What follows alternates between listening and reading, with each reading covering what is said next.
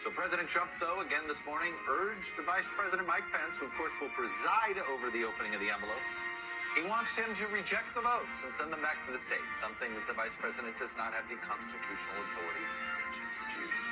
But we are beginning here with us now.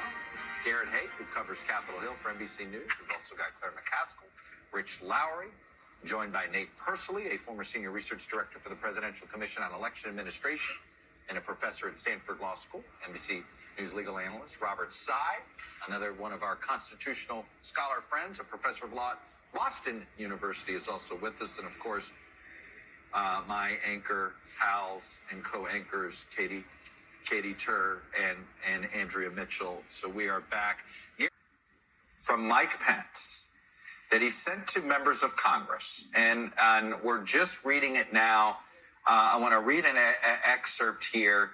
I believe, we've got our legal beagles with us, Nate Persily and Robert Tsai here. I want to read, he's trying to outline what he believes his powers are today. And in many ways, I want to read a little bit here from it. And he says, after careful study of our Constitution, our laws, he doesn't fully agree with the sort of conventional wisdom view of his role today. He says, vesting the vice president with unilateral authority to decide presidential contests would be entirely antithetical to that design.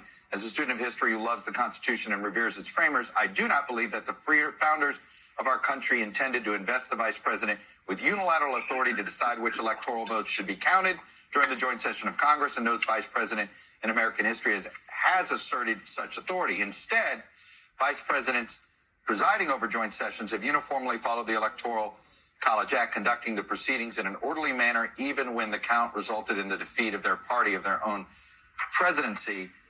Robert, he does say this, though, as a presiding officer, I will ensure that any objections that are sponsored by both a representative and a senator are given proper consideration, and that all facts supporting those objections are brought before the Congress and the American people.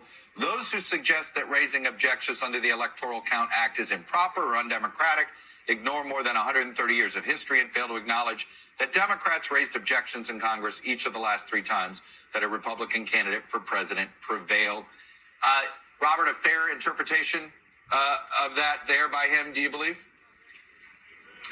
I think I agree with Nate that this is all very good news in advance of what we're going to be seeing.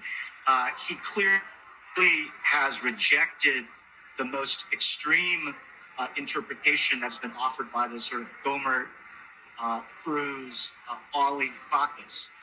And so I don't think we're going to see him try to exercise any sort of independent judgment and himself try to sort of throw out any of the votes. And I think that's excellent news.